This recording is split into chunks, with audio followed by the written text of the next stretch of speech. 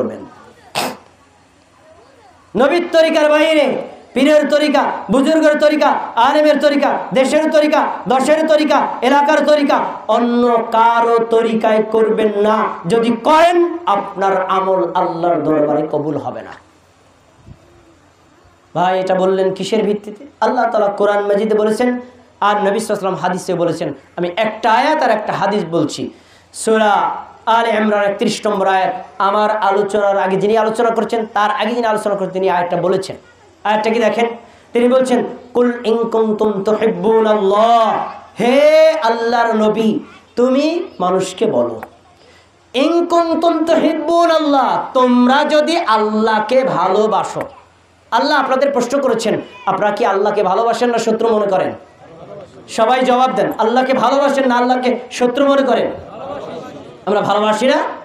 এখন ভালো যদি বাসেন এ কথা যদি আপনি দাবি করেন আপনার ডিউটিও আছে কি, তোমরা যদি বলো আল্লাহকে ভালোবাসো, এই আল্লাহর ভালোবাসার দাবিদার যদি হও, ফাত্তাবিউনি, তাহলে তোমরা সবাই আমার অনুসরণ করো। এই আমার দ্বারা উদ্দেশ্য মুহাম্মদ সাল্লাল্লাহু আলাইহি ওয়াসাল্লাম। একটু চিকন কথা বলবো, শিক্ষিত মানুষ মনোযোগ দিয়ে শুনুন, আমার দিকে তাকিয়ে শুনুন। বাংলা ভাষা তো আপনারা বোঝেন। আমার আর আমাদের দুইটা শব্দ পার্থক্য আছে না? একই। আমার এক বচন আর আমাদের বহুবচন। দেখেন এখানে আল্লাহ কি শিখাই দিয়েছেন, তোমরা যদি আল্লাহকে ভালোবাসো তাহলে আমার অনুসরণ করো। আমার মানে নবী। কয়জন? কয়জন? তাহলে নামাজের তরিকা কয়টা? সবাই এখন কথা বলে না। নামাজের তরিকা কয়টা? রোজার তরিকা কয়টা? হজের তরিকা কয়টা? যাকাতের তরিকা কয়টা? একটা তরিকা। আমরা বলি ভাই আপনি যেই দল করেন আপনার ভালো লাগে করেন, কিন্তু অনুরোধ আপনার আমলটা রাসূলের সাথে মিলিয়ে নেন। যদি রাসূলের সাথে মিলে তাহলে আপনার আমল আল্লাহ কবুল করবেন, আল্লাহর ভালোবাসাও পাবেন। যদি না মিলে আপনার আমলটা বাতিল হবে। আমরা প্রত্যেকটা আমল নবী যেভাবে করেছেন আমরা সেভাবে কপি করে করি, একটু ডিসপ্লেস করি না, কোনো পরিবর্তন করি না। যদি কোনো ব্যক্তি আল্লাহর নবীর তরিকা অনুযায়ী তার দেখানো সিস্টেম অনুযায়ী হুবহু তাকে কপি করে আমল করে, তাকে আল্লাহ দুইটা পুরস্কার দিবেন। যেই পুরস্কার একজন মুমিনের জীবনে শ্রেষ্ঠ পুরস্কার, এর চাইতে ভালো পুরস্কার হতে পারেই না। দেখেন 1 নম্বর পুরস্কার, কেউ যদি আল্লাহর নবীর তরিকা অনুযায়ী সালাত, সিয়াম, হজ, যাকাত, দান, সাদাকা আমল করে, আল্লাহ রাব্বুল আলামিন নিজে বলছেন ওই লোকটা আল্লাহকে ভালোবেসে নবীর অনুসরণ করেছে না, আল্লাহ নিজেই তাকে ভালোবাসবেন। সুবহানাল্লাহ। আপনাদের কাছে প্রশ্ন, আল্লাহ যদি আপনাকে ভালোবাসেন আল্লাহ আপনাকে জাহান্নামে দিবেন? কথা বলেন, জাহান্নামে দিবেন? আল্লাহ যাকে ভালোবাসে আল্লাহ কোথায় তাকে জাহান্নামে দিবেন? জান্নাতে দিবেন নিশ্চিত। আল্লাহর ভালোবাসা আমরা চাই নাকি চাই না? তাহলে আমাদের অবশ্যই মুহাম্মদ সাল্লাল্লাহু আলাইহি ওয়াসাল্লামের তরিকা অনুযায়ী ইবাদত করতে হবে। নবীর তরিকার বাইরে পীরের তরিকা, বুজুর্গের তরিকা, চিশতিয়া তরিকা, কাদেরিয়া তরিকা, নকশবন্দির তরিকা, বুজুর্গের তরিকা, মুফতির তরিকা, মাওলানার তরিকা, এলাকার তরিকা, বাংলার তরিকা, কোন তরিকা চলবে না। সব তরিকা কবর দিতে হবে, এক নবী মুহাম্মদ সাল্লাল্লাহু আলাইহি ওয়াসাল্লামের তরিকা ইবাদত করতে হবে। ভাই এ কথা বলা কি অপরাধ? এটা কি অপরাধ? আমরা এটাই চাই। 2 নম্বর ফল, কেউ যদি নবীর তরিকার অনুসরণ করে আল্লাহর ভালোবাসা পাবে। 1 নম্বর গেল। 2 নম্বর, ওয়ায়াগফিরু লাকুম যুনুবাকুম, তোমরা যদি তোমার নামাজ, তোমার রোজা, তোমার হজ, তোমার যাকাত নবী যেভাবে করেছেন সেভাবে করো, অন্য কারো তরিকায় না করো, তাহলে জেনে রাখো তোমার জন্মের পর থেকে এই পর্যন্ত যদি 70 বছর হয়, 70 বছর পর্যন্ত যত পাপ করেছো আল্লাহ সব পাপ ক্ষমা করে দিবে। আমরা চাই না আমাদের পাপ ক্ষমা হোক? চাই না? তাহলে চাইলে আমাদেরকে নবীর তরিকা অনুযায়ী আমল করতে হবে। নবীর তরিকার বাইরে অন্য কারো তরিকায় আমল করা যাবে না। এবার আপনারা কেউ কমেন্ট করতে পারেন, ভাই কথাগুলো কর্কশ মেজাজে বলছেন, তা ভালো লাগলো। যদি কেউ নবীর তরিকা না মেনে একটু অন্য তরিকা মানে তো দোষটা কি, সমস্যা কি? আমি সমস্যাটা কি একটা হাদিস দিয়ে তারপরে দেখাবো, আপনি তারপরে বুঝবেন সমস্যাটা কি। দেখেন সহিহ বুখারী হাদিস নাম্বার 793। নবী সাল্লাল্লাহু আলাইহি সাল্লাম মসজিদের মধ্যে প্রবেশ করলেন, তারপরে একজন ব্যক্তি প্রবেশ করলো। ওই লোকটা মসজিদের মধ্যে ঢুকে তারপরে ঢুকে 2 রাকাত নামাজ পড়লো। নবী সাল্লাল্লাহু আলাইহি সাল্লাম লোকটার দিকে তাকায় নামাজ দেখতেছে। নামাজ শেষ, লোকটা এসে আমাদের নবীকে সালাম দিচ্ছে, আসসালামু আলাইকা ইয়া রাসূলুল্লাহ, হে আল্লাহর রাসূল আপনাকে সালাম। আমাদের নবী সাল্লাল্লাহু আলাইহি সাল্লাম বললেন, আলাইকাস সালাম, তোমার উপর শান্তি বর্ষিত হোক। এই পরের কমেন্টটা শোনেন, অন্যদিকে তাকাবেন না, পরের কমেন্টটা খুব গুরুত্বপূর্ণ। আল্লাহ নবী বললেন, ইরজি, ফিরে যাও, ফাসাল্লি, আবার নামাজ পড়ো, ফাইন্নাকা লাম তুসাল্লি, তুমি নামাজ পড়ো নাই। সবাইকে আমার কথা শুনতেছেন? লোকটা আমাদের নবীর সামনে কয় রাকাত নামাজ পড়ছে? 2 রাকাত। আর নবী তাকায় দেখছে, দেখার পরে নবী কি বললেন, তুমি আবার নামাজ পড়ো, তুমি নামাজ পড়োই নাই। একবার লোকটা চলে গেল, আবার 2 রাকাত নামাজ পড়লো। নামাজ পড়ে এসে নবীকে সালাম দিল। নবী সাল্লাম সালামের জবাব দিয়ে বলছেন, আবার যাও, তুমি আবার নামাজ পড়ো, তুমি নামাজ পড়ো নাই। কয়বার হলো? সবাই একটু কথা বলেন ভাই, কয়বার হলো? 2 বার। আচ্ছা, লোকটা চলে গেল, আবার 2 রাকাত নামাজ পড়লো। নবী সাল্লাল্লাহু আলাইহি ওয়াসাল্লাম তাকায় কিন্তু দেখতেছে লোকটা নামাজ পড়ছে। নামাজ শেষ করছে, আবার নবীকে এসে সালাম দিল। আমাদের নবী বললেন, ইরজি ফাসাল্লি ফাইন্নাকা লাম তুসাল্লি, ফিরে যাও, আবার নামাজ পড়ো, তুমি নামাজ পড়ো নাই। কয়বার লোকটা নামাজ পড়ছে? 3 বার। আমাদের নবী দেখছে না দেখে নাই? নবী সাল্লাল্লাহু আলাইহি ওয়াসাল্লাম তো এই কথা বলতে পারতেন, ভাই নামাজটা পড়ছো, নামাজটা সুন্দর হয় নাই, সুন্দর করে পড়ো। এ কথা বলছেন? কি বলছেন? তুমি নামাজ পড়োই নাই। এত বড় কমেন্ট। আজকে আমি দুধখালি ইউনিয়নের সন্তান, আমিও তো মাওলানা মুফতি, আপনার এলাকায় মসজিদে নামাজ পড়লাম, একজন চাচারে যদি দেখি রুকু থেকে পুরোপুরি না দাঁড়াইয়া, আংশিক দাঁড়াইয়া আবার সেজদায় চলে গেছে, নামাজে সালাম ফিরাই যদি বলি, চাচা আপনার নামাজ হয় নাই, আবার নামাজ পড়েন, চাচা 14টা লাভ দিবে। এই মিয়া, তোমার মতো হুজুর বাংলাদেশে অভাব আছে নাকি? কত হুজুরের সামনে নামাজ পড়ছি, কেউ বলে নাই নামাজ হয় নাই, আর তুমি বলো নামাজ হয় নাই, মানে তুমি বেশি বুঝো। চাচা রাগ হবে নাকি হবে না? কিন্তু চাচার নামাজ বাতিল। কেন? রুকু থেকে পূর্ণ টান হলো না। কেন টান হলো না? ওই যে সাহাবী আমার নবীর সামনে 3 বার নামাজ পড়েছেন, তার নামাজের মধ্যে কিছু মৌলিক ভুল ছিল, এজন্য আল্লাহর নবী সাল্লাল্লাহু আলাইহি ওয়াসাল্লাম তার পুরো নামাজটাকে বাতিল করে দিয়েছেন। বোঝাতে চাইছেন, তুমি নামাজ পড়ছো, দেখার মতো নামাজ, মানে মনে হচ্ছে নামাজ, কিন্তু আমার তরিকায় পড়ো নাই, তোমার নামাজ না, ওই নামাজটা বাতিল। আজকেও আপনি বাংলার জমিনের অধিবাসী হন, আপনি যদি মুফতি হন, মাওলানা হন, পীর হন, বুজুর্গ হন, আপনার নামাজ যদি নবীর মতো না হয়, কিয়ামতের দিন এই নামাজ ধুলায় উড়িয়ে দিবেন, এক বিন্দু রেখে পাওয়া যাবে না। এবার সাহাবী বলছে, আল্লাহ রাসূল আমি তো 3 বার ভালোভাবে পড়ার চেষ্টা করছি, এর চাইতে সুন্দর করে পড়তে পারি না, ফাআল্লিমনি, আপনি নামাজটা আমাকে শেখায় দিন। খুব মনোযোগ দিয়ে শুনুন, আপনি আমাকে নামাজটা শেখায় দিন। এ কথা বলার পরে নবী সাল্লাল্লাহু আলাইহি ওয়াসাল্লাম তাকে নামাজ শিক্ষা দিচ্ছেন। নবী যে নামাজ শিক্ষা দিচ্ছেন, এই তরিকাটা এখন আপনাদের সামনে বলবো, আপনারা কি শুনবেন? মনোযোগ দিয়ে শোনেন। ওয়াজ তো অনেক শুনেছেন দাদাভাই, কিসসা কাহিনী গল্প, আমার তো কোনো সুর নাই, একটু সুর হইলে কান্দাইতে পারলে হাসাইতে পারলে ভালো হইতো, আমি তো কৌতুকও জানি না, কিন্তু কথা শোনেন, প্রত্যেকটা কথা জীবন পরিবর্তনকারী, মনোযোগ দিয়ে শোনেন। নবী সাল্লাল্লাহু আলাইহি ওয়াসাল্লাম বললেন, শোনো আমি তোমাকে নামাজ শিক্ষা দিচ্ছি, আজকে যেভাবে শিক্ষা দেব এভাবেই পড়বা। ইযা কুমতা ইলাস সালাতি ফাকাব্বির, তুমি যখন নামাজে দাঁড়াবা প্রথমে বলবা আল্লাহু আকবার। সবাইটা আমার সাথে বলেন, প্রথম শব্দটা কি? যায় নামাজের দোয়া গেল কোথায়? নাওয়াইতু আন উসাল্লিয়া গেল কোথায়? না, আমাদের নবী ভুলে গেছেন।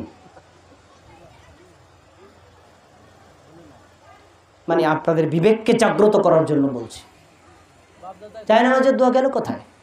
নাওয়াইতু আন উসাল্লিয়া গেল কোথায়? আরবি বাংলা ইংরেজি নিয়ম গেল কোথায়? নিয়ত গেল কোথায়? উত্তর এগুলা নবীর শেখানো না। যদি থাকতো তাহলে ওই নবী প্রথমে বলতেন আগে পড়বা যায় নামাজের দোয়া, তারপরে পড়বা নিয়ত, তারপরে আল্লাহু আকবার। নবী এটা শিক্ষা দেন নাই। নবী বলেছেন আল্লাহু আকবার, নারী হোক পুরুষ হোক, ইমাম হোক মুক্তাদি হোক, ছোট হোক বড় হোক, যাই হোক, আল্লাহু আকবার বলার আগে একটা শব্দ মুগ্ধ বলতে পারবেন না, সব কথা বাতিল। নবী শেখান নাই। এবার আপনারা বলবেন ভাই তাহলে আপনি নিয়ত বাদ দিয়ে দিলেন, নিয়ত ছাড়া কি ইবাদত হয় নাকি? নিয়ত আমি বাদ দেই নেই, আপনিও বাদ দেন নাই। আপনার ফরজ গোসল হয়েছে, গোসল করলেন, কেন নামাজ পড়বেন? একবার নিয়ত হয়ে গেছে। আপনার ওযু নাই, ওযু ভেঙে গেছে, ওযু করছেন, কেন নামাজ পড়বেন? নিয়ত 2 বার হয়ে গেছে। আপনি মসজিদে রওনা দিলেন, জামা গায়ে দিলে, কেন? নামাজ পড়ার জন্য, 3 বার নিয়ত হয়ে গেছে। মসজিদে ঢোকার পরে মুয়াজ্জিন ইকামত দিচ্ছেন, আপনি কাতারবন্দি হয়ে দাঁড়িয়েছেন, কেন? কথা বলেন কেন? নিয়ত কয়বার হয়েছে? এরপরে বলে বাকি রয়েছে, এরপরে বলে বাকি রয়েছে। এশার নামাজ পড়তেছেন, আল্লাহ জানে না, আল্লাহর মনে করে দিচ্ছে আল্লাহ আমি এশার নামাজ পড়তেছি, তোমার তো মনে নাই। ইসলাম সহজ ধর্ম, আমরা এটাকে জটিল করে ফেলেছি। নাওয়াইতু আন উসাল্লিয়া বলে যে নিয়ত শিক্ষা দিচ্ছি, আসমানে জমিনে কোন হাদিসের কিতাবে নাই, এটা হুজুরদের বানানো। অথচ এই নিয়ত শিখাতে গিয়ে আমাদের যে কত পিঠের বাড়ি খায়া পিঠের চামড়া উঠে গেছে। ওই সময় করে 2টা সূরা শিখলে কাজে লাগতো, নাই। আমরা যদি বলি ভাই এটা নাই, এবার তো আপনার হুজুররা খেপে, এই মেয়ে সারা বছরে কইরা আসলাম, আমার হুজুরের পীর সাহেবের তরিকা আছে, পীরের তরিকা থাকতে পারে, নবীর তরিকা নাই, আমি কোন তরিকা মানবো? বলেন। এই ভুলগুলো আপনাদেরকে ধরায় দেয়। আমি তো আপনার বন্ধু, আপনি আমার কেন আমার বিরুদ্ধে লাগছেন?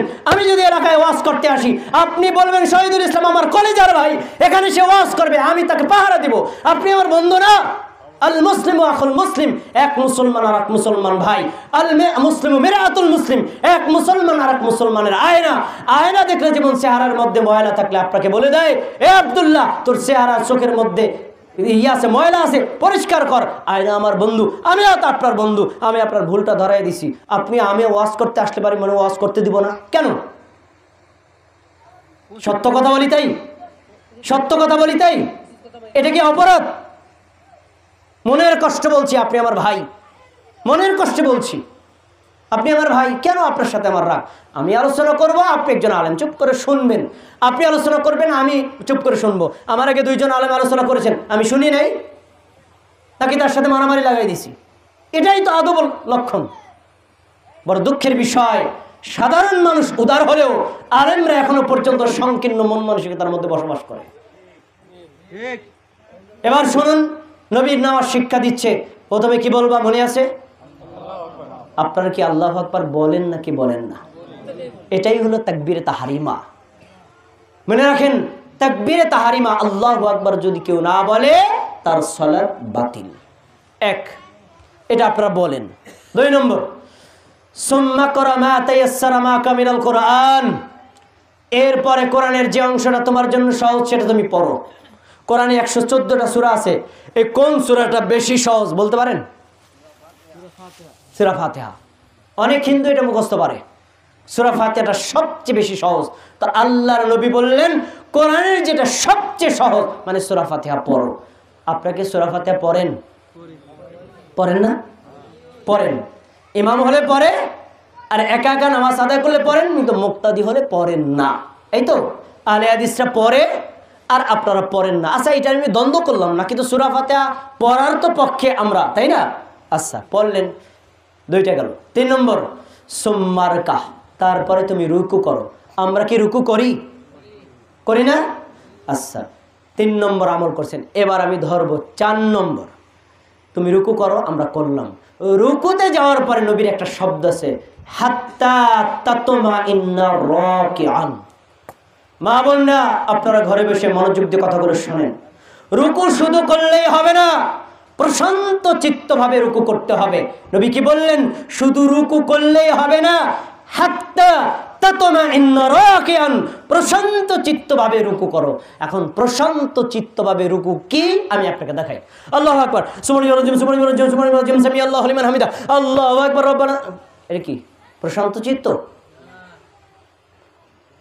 যেই হুজুর আপনাকে আমার বিরুদ্ধে খেপায় তার নামাজটাও দেখবেন রুকুতে সে আধা সেকেন্ডও সময় নেয় না। রুকু করলে হবে না, প্রশান্ত চিত্তভাবে রুকু করতে হবে। এটা আল্লাহর নবী শেখানো নিয়ম। কিভাবে রুকু করবেন? মা বোন আছেন যারা, ভাই বাবা যারা আছেন, সবার জন্য একই নিয়ম। দুই হাঁটুর উপর থাকবে, দুই পিঠ মাথা মাজা সমান বরাবর হবে। পিঠের উপর একটা প্লেট রেখে দিলে প্লেটটাই যদি পানি রাখে, পানি যদি না পড়ে এমন সমানভাবে রাখবেন, স্থির হবেন, শান্তশিষ্টভাবে বলবেন সুবহানা রব্বিয়াল আযীম, সুবহানা রব্বিয়াল আযীম, সুবহানা রব্বিয়াল আযীম। অর্থের দিকে মনোযোগী হয়ে পড়বেন। অর্থ না পারেন কিন্তু শান্তশিষ্ট হয়ে পড়বেন। এই কথাটা যে বললাম না, এই শান্তশিষ্ট হয়ে নামাজ পড়ার, রুকু করার মতো আমাদের দেশে আলেমেই পাওয়া যায় না, সাধারণ মানুষ বাদ। তো এই কথা বললে তো আপনি রাগ করবেন, আমি জানি। রাগ করলে করেন। আজকে আপাশে এলাকায় আসছে, জীবনে আসবো না, তাতে কি? হক কথা বলে গেছি, কিয়ামত পর্যন্ত আমি বলে যাবো, আমি সাক্ষী দিচ্ছি, আমি সব কথা বলে গেলাম, না মানলে আপনারা দায়ভার বহন করবেন, আমার কিছু করার নাই। আচ্ছা, রুকু করলেন, এবার দেখি কোন কোন ভাই আছেন। রুকু থেকে নবী সাল্লাম বললেন সুম্মা রফা, রুকু থেকে মাথা তোলো। এ ভাই, রুকু থেকে আমাদের ইমাম, আমরা কি মাথা তুলি না? সামি আল্লাহু লিমান হামিদা বলে তুলি না? তোলেন।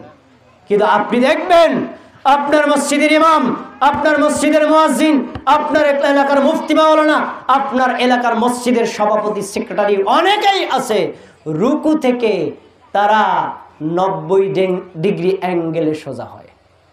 একটু না দেখালে আপনি কিভাবে বুঝবেন? রুকু করলাম, সামি আল্লাহু লিমান হামিদা, এই আর ওঠে না, এরপরে সেজদায় যায়। এমন মুসল্লি কি আপাশি এলাকায় আছে না নাই? এই স্টাইলের মুসল্লি যারা, সহিহ বুখারীর 793 নম্বর হাদিস করে দেখেন, আল্লাহর কসম করে বলছি, আপনার বয়স যদি 70 বছর হয়, আপনি যদি আল্লাহ মাতুদ্দাহার হন, আপনার নামাজ বাতিল। কি বলেছেন তিনি? হাত্তা তাতমাইন্না কাইমান, সোজা দাঁড়িয়ে যাও, মাথা মাজা পিঠ পা সমান বরাবর হবে। নারীর জন্য এই বিধান, পুরুষের জন্য এই বিধান, হুজুরের জন্য এই বিধান, সাধারণ মানুষের জন্য এই বিধান, হানাফির জন্য এই বিধান, আহলে হাদিসের জন্য এই বিধান। বিধানের কোনো পরিবর্তন নাই, সবার জন্য একই নিয়ম। এখন আপনি শুধু রুকু করলেই কি আপনার নামাজ হবে? রুকু থেকে সোজা হয়ে দাঁড়াতে হবে। রুকু থেকে দাঁড়ানোর পর একটা দোয়া আছে, দোয়া পড়বেন। শিখাই দিল তো আর এক বিপদ, পড়াই আর শিখাই দিতে পারি, কোনোদিন পড়তে পারবেন না। ওই যে ভাই বলে দিচ্ছেন সামি আল্লাহু লিমান, আল্লাহু আকবার, মাঝখানে নো ব্রেক। নবী সাল্লাল্লাহু আলাইহি ওয়াসাল্লাম রুকু থেকে দাঁড়াইছেন, সামি আল্লাহু লিমান হামিদা। পিছনে এক মুসল্লি উচ্চ স্বরে বললেন রব্বানা ওয়া লাকাল হামদ হামদান কাসীরান তাইয়িবান মুবারাকান ফি। নামাজ শেষ করে নবী সাল্লাল্লাহু আলাইহি ওয়াসাল্লাম বললেন মানিল মুতাকাল্লিম, এই উচ্চ স্বরে এই শব্দগুলো কে বললো? সাহাবী ভয় পেয়ে গেছে, আল্লাহ কত বড় অপরাধ করছি, কথা বলে না। আবার বলছে, কে বলছে বলো? লোকটা ভয়ে ভয়ে দাঁড়াইছে, আল্লাহ রাসূল আমি কইছি, আটো সাটো। নবী সাল্লাল্লাহু আলাইহি ওয়াসাল্লাম বললেন, সাহাবী আমি দেখি তুমি দেখো না, আমি দেখলাম আসমানের 30 জন ফেরেশতা প্রতিযোগিতা করছে, তোমার এই বাক্যগুলো লিখে আল্লাহর দরবারে কে আগে পৌঁছে যাবে। তাহলে এই দোয়াটা কি করা ভালো না মন্দ? আপনি একটু আজকে আমরা আমল করে দেখেন তো। আপনার মসজিদে ইমাম নামাজে দাঁড়াইলে মনে হয় বাড়িতে আগুন লাগছে, কোন সময় রুকু সিজদা করে মসজিদ থেকে বের হবে। তো এই হুজুররে যদি বলি ভাবে নামাজ পড়লে নামাজ হবে না, হুজুর তো আমার উপর খেপবেই। রুকু থেকে সোজা দাঁড়িয়ে প্রশান্ত চিত্তভাবে দাঁড়িয়ে এই দোয়াটা ইমাম পড়বে, মুসল্লিরা পড়বে, পড়ার সময় দেবে, এটাই নবীর তরিকা। গেলেন সেজদায়, নবী সাল্লাল্লাহু বললেন হাত্তা, তারপরে সুম্মাস, তুমি সেজদা করো। আমরা সেজদা করি না কি করি না? করি না? সেজদা করি। কিভাবে সেজদা করবেন নবী শিখায় দিয়েছেন। 8টা অঙ্গ দিয়ে সেজদা করতে হবে। নাক আর কপাল, 2 হাত, 2 হাঁটু, 2 পা জমিনের সাথে মিলানো থাকবে। বাকি অঙ্গগুলো নারী পুরুষ সবার জন্য জমিন থেকে আলাদা থাকবে। বাস আপনি রুকুতে গেলেন, রুকুতে সেজদায় গেলেন, সেজদায় যে বলবেন শান্তশিষ্টভাবে সুবহানা রাব্বিয়াল আ'লা, সুবহানা রাব্বিয়াল আ'লা, সুবহানা রাব্বিয়াল আ'লা। আমি যে 3 বার বললাম, তারাবির নামাজে একবার বলতে পারছিলেন? একবার বলতে পারছিলেন? এই নামাজ দিয়ে পরকালে কি হবে বিবেকের কাছে প্রশ্ন রইল। এই নামাজ দিয়ে পরকালে আপনি কিভাবে মুক্তি পাবেন বিবেকের কাছে প্রশ্ন রইল। আমি বলছি না আজকে আপনারা সবাই আহলে হাদিস হয়ে যান, বুকের উপর হাত বাঁধেন, এ কথা বলছি না, কিন্তু এখন যে নীতিগুলো বলছি, আপনি যদি বলেন আমি মুমিন, আপনার জন্য এই বিধান, আপনার জন্য এই বিধান। নবী সাল্লাল্লাহু আলাইহি ওয়াসাল্লাম শিক্ষা দিয়েছেন। এ কথা বলেন না এটা আহলে হাদিসরা মানবে না, সকল জন্য। সেজদা করলেন, 2 সেজদার মাঝখানে আবার বসা। আমরা কি বসি নাকি বসি না? নবী সাল্লাল্লাহু আলাইহি ওয়াসাল্লাম বললেন বসো, আমরা বসি। ওই আগের মতো ভুল। কিছু চিকন চালাক মানুষ আছে না সমাজে, হ্যাঁ চিকন চালাক, তারা মনে করে সেজদা একটা দিয়ে উঠছি, আবার তো সেজদা যাওয়াই লাগবে, তো পুরা টান হওয়ার দরকার কি? পুরা টান হওয়ার দরকার কি? এজন্য তারা একটুখানি মাথাটা তুলে আবার সেজদায় যায়। এমন মুসল্লি দুধখালি এলাকায় আছে, আপাশি এলাকায় নাই। এখন যদি বলি ভাই আপনার একটা ভুল, আপনার ভুলটা ভেঙে দিলাম, এবার আমি ভুল ভেঙে দিচ্ছি দেখি আপনার আমার পিটাইয়া তারপরে স্টেজ থেকে নামাবেন, তাই না? আমি তো আপনারই ভাই,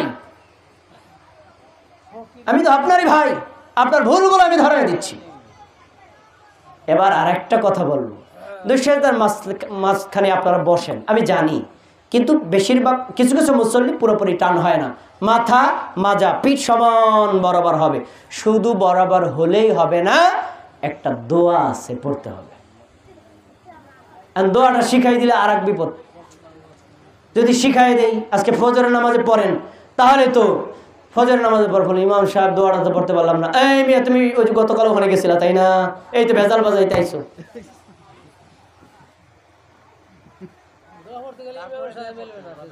দুইটা দোয়া আছে, একটা ছোট একটা বড়।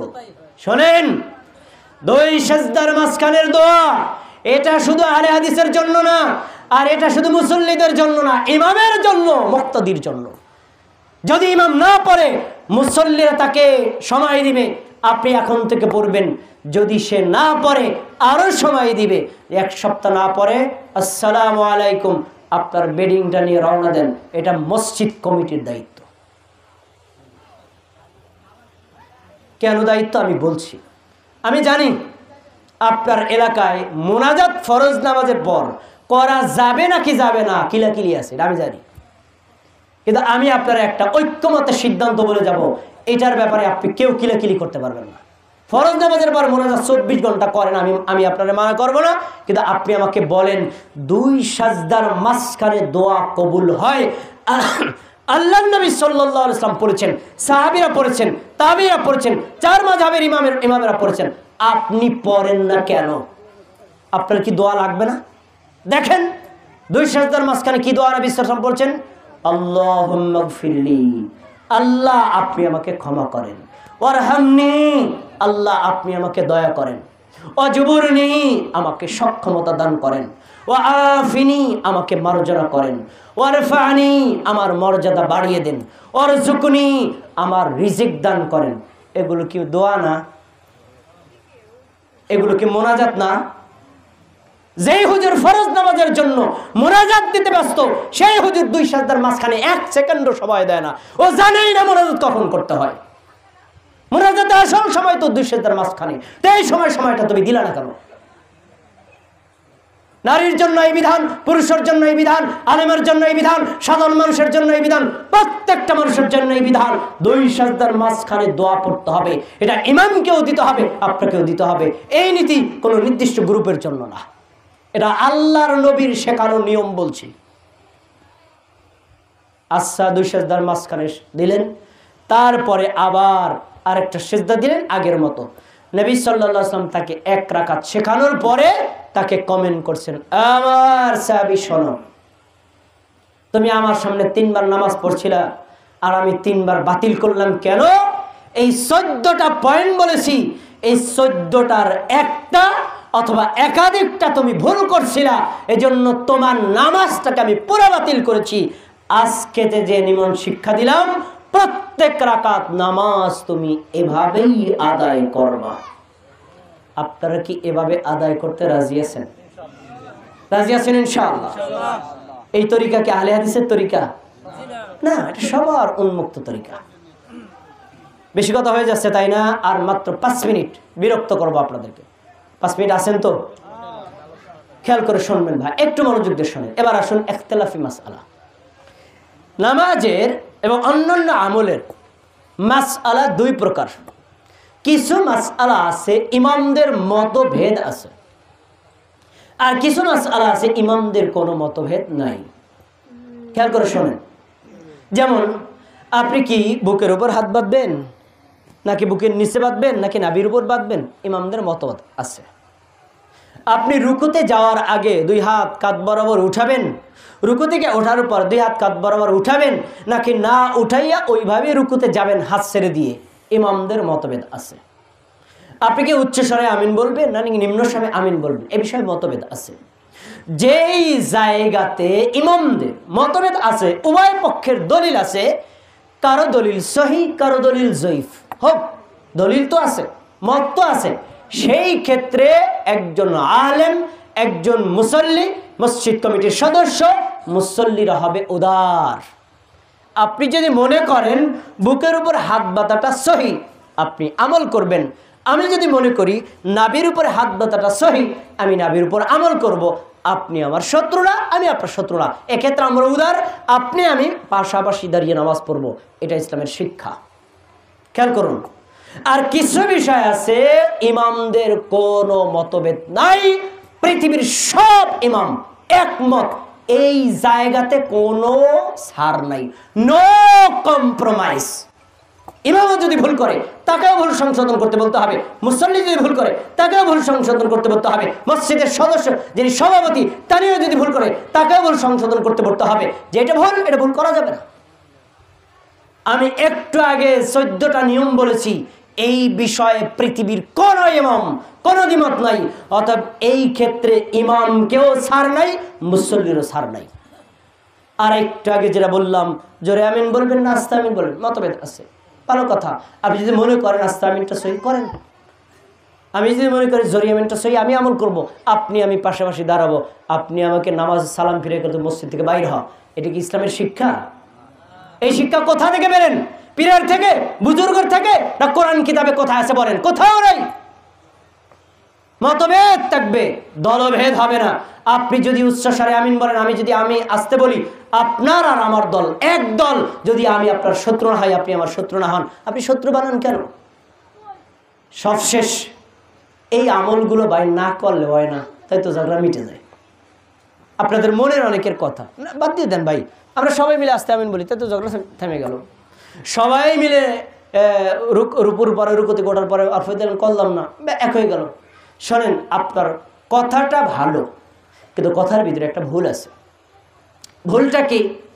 আমি যে রুকুতে যাওয়ার আগে 2 হাত কাঁধ বরাবর উঠাই, রুকু থেকে ওঠার পর 2 হাত কাঁধ বরাবর উঠাই, কেন উঠাই জানেন? সহিহ বুখারী হাদিস করেন 725, 26, 27 হাদিসগুলো খুলে দেখেন। আব্দুল্লাহ ইবনে ওমর, নবীর সাহাবী, তিনি বলছেন, আমি নবী সাল্লাল্লাহু আলাইহি ওয়াসাল্লামকে দেখেছি, তিনি রুকুতে যাওয়ার আগে 2 হাত কাঁধ বরাবর উঠাতেন, রুকু থেকে ওঠার পরে 2 হাত কাঁধ বরাবর উঠাতেন, 2 রাকাত শেষ করার পরে 3য় রাকাতে দাঁড়ানোর পরে আবার 2 হাত কাঁধ বরাবর উঠাতেন। তাকে দেখেছি, নবীর মৃত্যুর পর আমিও এভাবে আমল করি। তাহলে আমলটা কার? আমলটা কার? নবীর আমল। এবং নবী ফজিলত বয়ান করেছেন। ইমাম বাইহাকি একটা কিতাব লিখছেন, সেই কিতাবটার নাম হলো আসার। এই কিতাবটার মধ্যে তিনি উল্লেখ করেছেন, নবী সাল্লাল্লাহু আলাইহি ওয়াসাল্লাম বলেছেন, একবার রফুল ইয়াদান করে 10টা নেকি। আমরা তাকবীরে তাহরিমার সময় 2 হাত কাঁধ বরাবর উঠাই নাকি উঠি না? 10টা নেকি পেয়ে গেছেন। এবার রুকু থেকে ওঠানোর পরে আমি উঠাইছি, আপনি উঠান না, আমার 10 টাকা হয়েছে, আপনার হয় নাই। রুকু থেকে ওঠার পরে আমি হাত উঠেছি, আপনি উঠান নাই, আমার 10 টাকা হয়েছে, আপনার হয় নাই। আপনার 10টা নাকি কম হয়েছে, আমি কথা বলছি না, আপনার নামাজ বাতিল। তো আমি চাই আমার নেকিটা বেশি হোক, আমার আমলটা নবীর মতো হোক। তো আপনি যদি আমার রফুল্লা দান করার কারণে আপনাকে মসজিদ থেকে বের করে দেন, শত্রুতা কি আমার বিরুদ্ধে হইল না নবীর বিরুদ্ধে? এবার আসেন, নবী সাল্লাল্লাহু আলাইহি ওয়াসাল্লামের হাদিস সুনানে বাইহাকি করেন, সুনানে আবু দাউদ করেন 933 নম্বর হাদিস, 32 নম্বর হাদিস।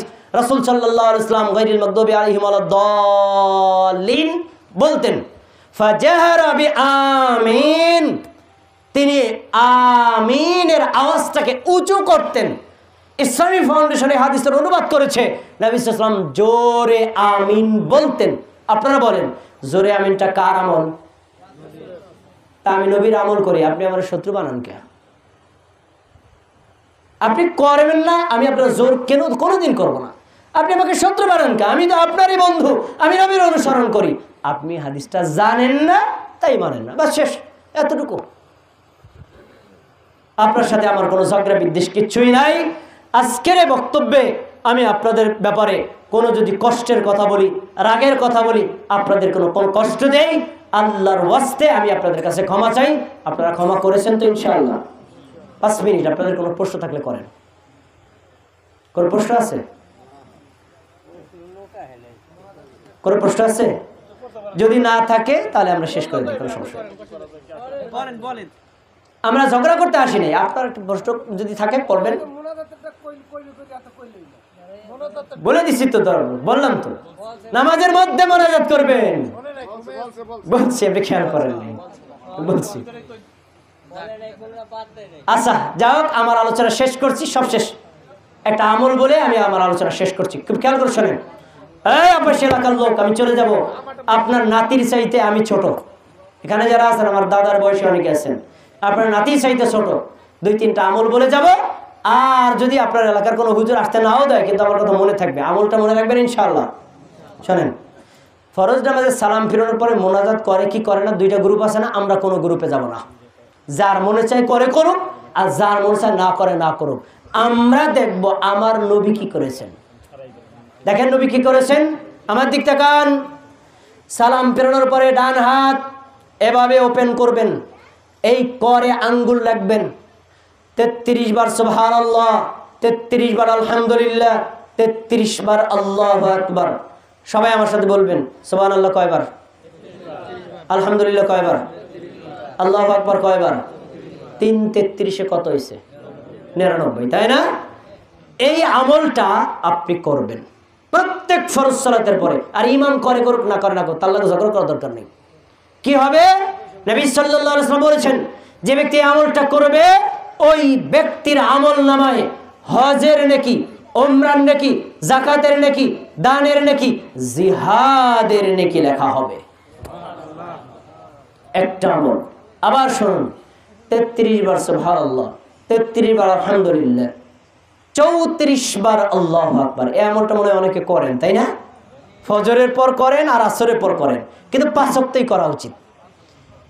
তাহলে 34 বার আল্লাহু আকবার, এই মোট হলো 100 বার। এটা যদি কেউ করে, মা বোনেরা মনোযোগ দিয়ে শোনেন, এটা যদি কেউ করে, নবী সাল্লাল্লাহু আলাইহি ওয়াসাল্লাম বলেছেন, এই লোকটা আমল করবে 100 বার, আল্লাহ তাকে 10 গুণ বাড়ায়া 1000 বার পড়ার নেকি দিবেন। এবার আবার শোনেন, 33 বার সুবহানাল্লাহ, 33 বার আলহামদুলিল্লাহ, 33 বার আল্লাহু আকবার। এইটুকু প্রথমবারের সাথে মিলছে, এবার ভিন্ন।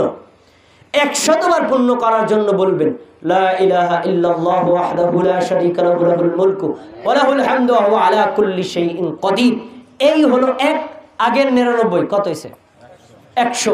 এই আমলটা কেউ যদি করে, রাসূল সাল্লাল্লাহু আলাইহি ওয়াসাল্লাম বলছেন, ওই ব্যক্তির পাপ যদি সমুদ্রের ফেনার সমান হয়, তবুও আল্লাহ তাকে ক্ষমা করে দিবেন।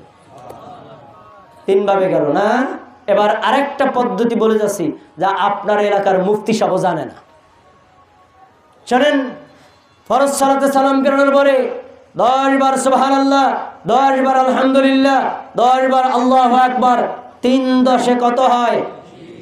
1 ওয়াক্ত নামাজে পড়লেন 30, 5 ওয়াক্ত নামাজের পর পড়বেন, তাহলে 30-এ 5 দিয়ে গুণ দেন, কত হয়? 150।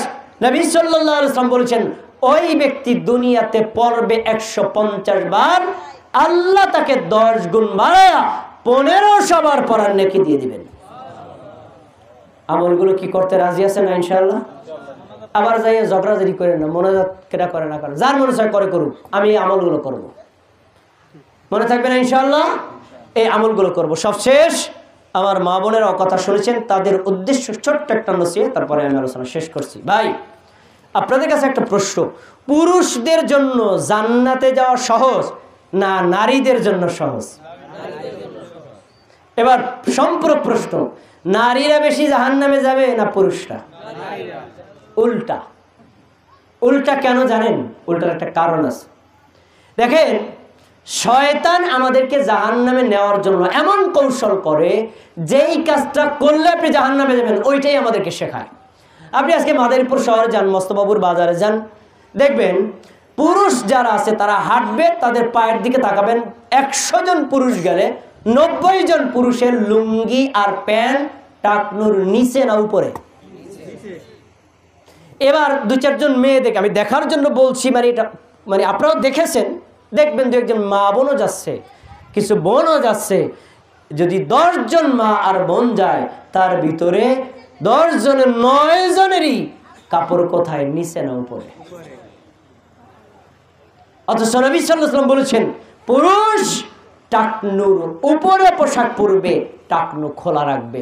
নারী টাকনু ঢেকে রাখবে, টাকনু খোলা রাখতে পারবে না।